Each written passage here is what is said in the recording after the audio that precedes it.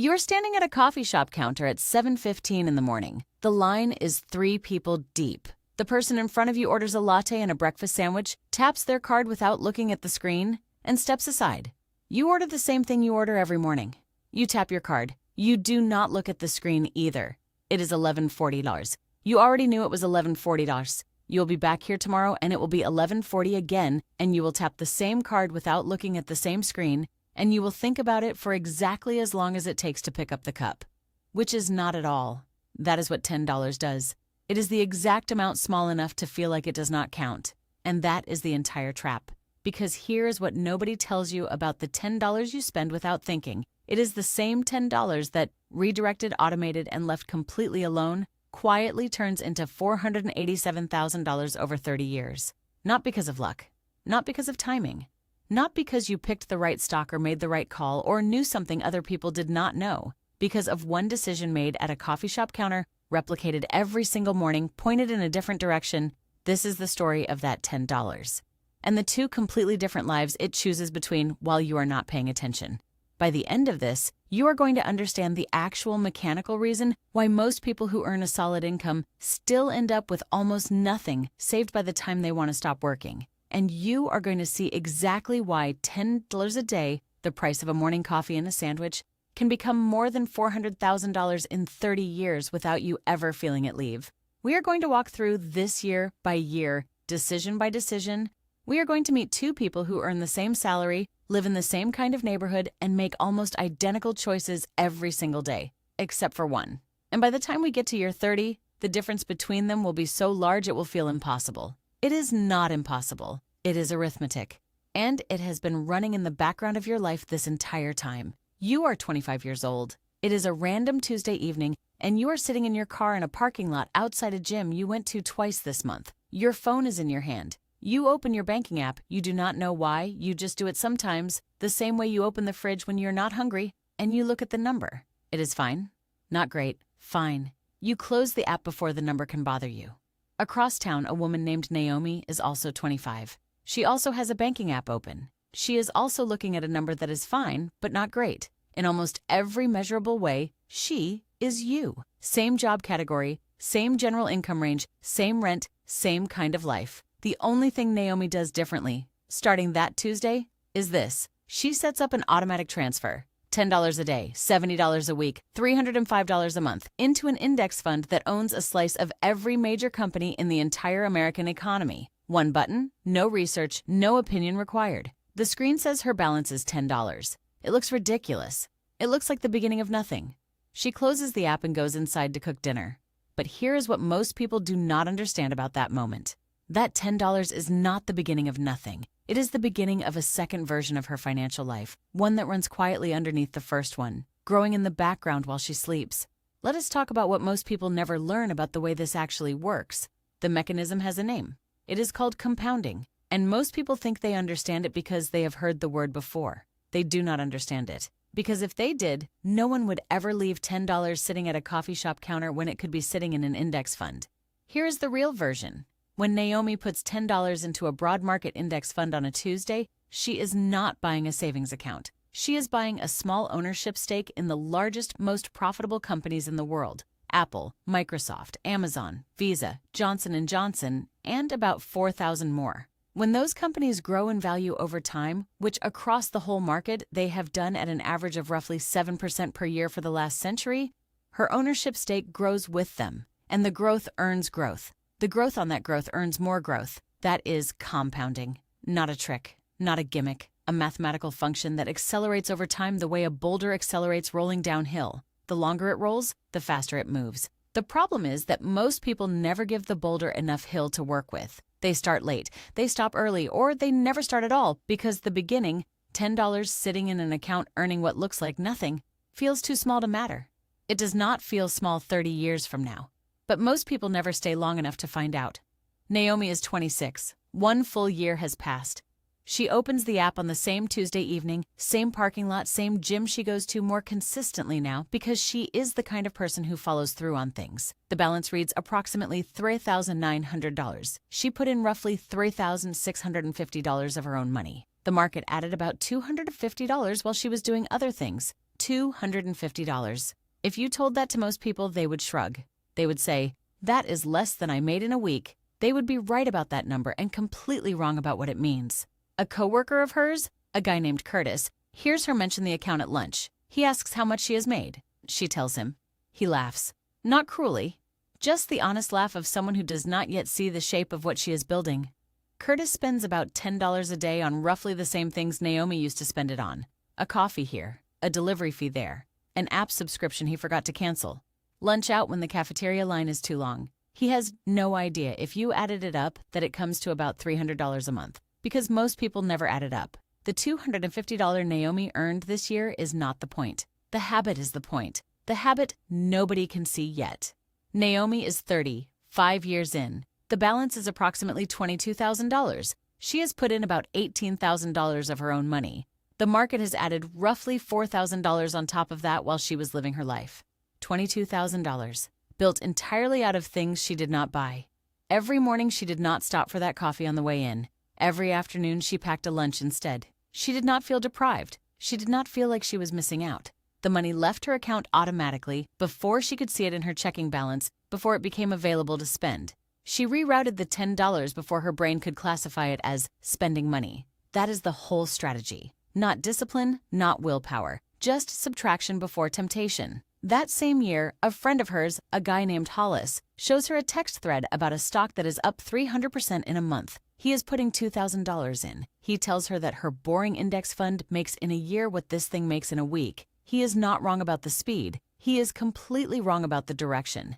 Naomi has seen this shape before. The promise of a small amount becoming a large amount instantly, with no time required. She has a word for that shape. She has been looking at it on a counter every morning of her adult life. She texts back that she will pass. 3 months later, the stock is down 85% and Hollis has stopped mentioning it. She keeps doing the most boring thing a person can do with money. She keeps being early to bed and slow to rich. Naomi is 35, 10 years. The balance is approximately $52,000. She has contributed about $36,500 of her own money. The market has handed her roughly $15,500 more for the crime of not flinching. And I'm not done yet, because this is the year the bad one hits. The whole market drops. Headlines use the word correction. Her balance falls by almost a third in 6 weeks. More money lost on paper than she earned all year at work. A colleague of hers who sold everything at the last dip tells her he saw it coming, that he is in cash now. Safe. She does not sell, but it is quieter than a decision. She simply does not open the app. She lets the number fall and she keeps the automatic transfer going, buying the same index fund while it is cheaper than it has been in years.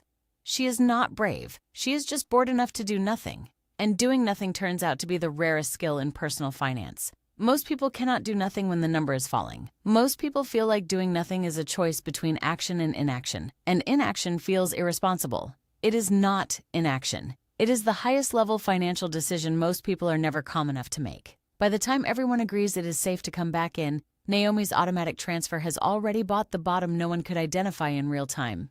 But wait, that is not even the most important part of what happened at year 10. We will get back to it. Naomi is 40. 15 years. The market came back the way it has after every previous crash in recorded history. And the balance is approximately $96,000. She has put in about $54,750 of her own money. For the first time in her life, the account holds more money than she ever fed it. Read that again. The amount the market has added to her account, purely from growth, purely from time, now exceeds every dollar she ever chose to transfer. Up until this point, she was pushing a boulder uphill $10 at a time, and the hill moved slowly. Now the boulder is rolling on its own. Her only job is to not stand in front of it. A friend from her building gets laid off that spring. He has nothing behind him, no cushion, nothing between him and the first missed paycheck except the hope of the next one. Naomi has a number she has never touched and never planned to touch sitting quietly in the background of her life. And for the first time, she understands that the $10 a day was never only about some retirement she cannot picture yet. It was always also a wall between her and the version of a bad year that ends in panic. She does not tell her neighbor about the account. She helps him update his resume and says nothing. The number that protects her is loudest when it stays silent. Naomi is 45, 20 years. The balance is approximately $155,000.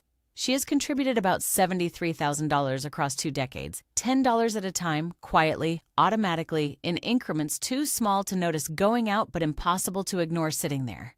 The account has more than doubled her total contributions entirely on its own. And something strange has started happening. The money the market returns to her in a single strong year is beginning to approach what she puts in over 12 months. Her account has begun working a second job she never assigned it. Most people never reach this point because most people do not give the mechanism enough time. 20 years feels like forever when you are 25 sitting in a parking lot looking at a $10 balance that looks like nothing. It does not feel like forever from the other side. From the other side, it feels like the most obvious thing you have ever done, and you cannot understand why everyone around you is still carrying the financial version of a scratch ticket. That summer, Curtis, her coworker from the lunch years ago, the one who laughed at the $250, asks her at a work event if she ever kept up with that investing thing. She tells him she did. He asks how much is in there. She tells him. The conversation moves to something else faster than she expected. Some numbers change the temperature of a room, and the kindest thing you can do is not leave them hanging in the air too long. Naomi is 50, 25 years. The balance is approximately $240,000. She has contributed about $90 and lost $250 total. The account has nearly tripled it without asking her permission. She reads the financial news differently now. Stories run about how most people in their 50s have almost nothing saved, how a comfortable retirement is becoming mathematically impossible for the average earner, how the system is broken and the odds are against ordinary people. She is an ordinary person. She earned an ordinary salary in an ordinary city and paid ordinary rent and sat in ordinary traffic and made an ordinary number of ordinary decisions every day. The only thing she did differently was not buy the coffee and redirect the $10 and then not touch it and not panic and not sell and not stop. That is the full list of things she did differently. It fits on one line, and it built $250,000 while she was mostly thinking about other things. Her friends her age talk about retirement the way people talk about an operation they are dreading, something that is coming regardless, that they cannot fully prepare for, that they are hoping will not be as bad as they fear. Naomi talks about it like weather, something that arrives on schedule whether you worry about it or not. She does not say that out loud. By now she has learned that the number is most powerful when it does not need to announce itself. Naomi is 55, 30 years. The balance is approximately $367,000. She has put in about $109,500 total across 3 decades in amounts so small they vanished from her checking account without a trace. The other $257,500 was never hers to earn. It was time. She gave the mechanism time, and time gave her $257,500 back. This is the year the math flips for good. Her account now grows more in a single strong market year from its own accumulated size than she could add by hand even if she doubled her daily contribution. She has become a passenger to her own balance. The thing she built is now larger than the act of building it. And here is the part that most people never hear about compound growth. The part that makes it genuinely difficult to explain to someone who has not lived it. There was no dramatic moment. There was no single morning when she woke up and felt rich. There was no event, no revelation. No week when the numbers suddenly made sense in a new way. It happened the way all slow things happen, which is gradually and then undeniably. The daily transfers stopped feeling like discipline years ago. They stopped feeling like anything at all. They became as automatic and unremarkable as the light turning on when she walks into a room. That is the goal. Not to feel the sacrifice, not to feel the victory, just to make the mechanism so ordinary that it runs without you, the way compounding itself runs without you, quietly. In the background, whether you are watching or not. Now we need to go back to the thing I told you I was not done with at year 10, because this is the part that most people miss entirely when they hear a story about compounding. Most people hear this kind of story and they think, the lesson is to invest early, start young, do not wait. That is true, but it is not the deepest lesson. The deepest lesson is about what does not happen. At year 10, when the market crashed and Naomi's balance dropped by 1/3, Curtis sold.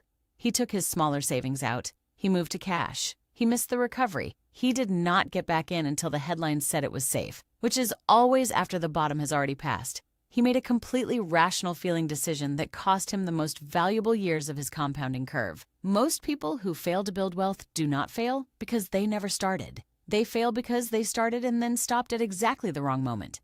The mechanism does not reward starting. It rewards not stopping. Those are not the same thing. Starting is easy. Everyone starts. Most people have started 3 or 4 different savings plans in their lifetime, not stopping. Through the crash, through the dip, through the year your balance falls more than you earned, through the moment a friend texts you about something that went up 400% last week. That is the skill. That is the invisible work. And that work looks exactly like doing nothing. It looks like being boring. It looks like tapping your card at a coffee shop counter and choosing the cheaper option and not looking at your investing app when the market is falling and saying no to the hot stock tip and going to bed at a reasonable hour and getting up and doing it again. For 30 years. That is the entire job description. And almost nobody wants that job because it does not feel like a job at all. It feels like nothing is happening.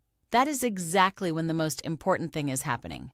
So here is where we land. You are at the coffee shop counter. It is 7:15 in the morning. The person in front of you taps their card and steps aside. You are next. In your hand is the same amount of money Naomi had in her hand on a Tuesday evening when she was 25, sitting in a parking lot staring at a $10 balance that looked like nothing. $10. Too small to matter, which is exactly why most people let it disappear into the morning without a second thought. And exactly why the few who redirect it end up somewhere completely different 30 years from now. You and Curtis both spent those 30 years. You spent them working, paying rent, living your life. You both made the same salary. You both sat in the same traffic. The only fork in the road was a $10 automatic transfer that left your account before you could spend it on something that comes in a wrapper. Curtis has a decent life. He enjoyed his coffee every morning. He had the lunch out, the delivery, the small pleasures of a life that moves at normal speed. Naomi had those same pleasures mostly. And she also has $367,000 sitting behind her life like a second person who has been working the entire time. A person who never called in sick, never needed a raise, never asked for anything except time. Neither Curtis nor Naomi can point to the day the two lives diverged. There was no day. There were just 2 different answers to the same small question asked again every morning until the answers stopped being choices and became 2 different futures. Somewhere right now, someone is standing at a counter with $10 in their hand. It is not a lot of money. It is the price of a latte and a sandwich and a tap of a card and a forgetting. It is also the beginning of $487,000 if it goes somewhere different instead. The $10 is too small to feel either way. That has always been the trap and the door at the same time. And you only ever get to choose what it is quietly turning you into while you are not paying attention.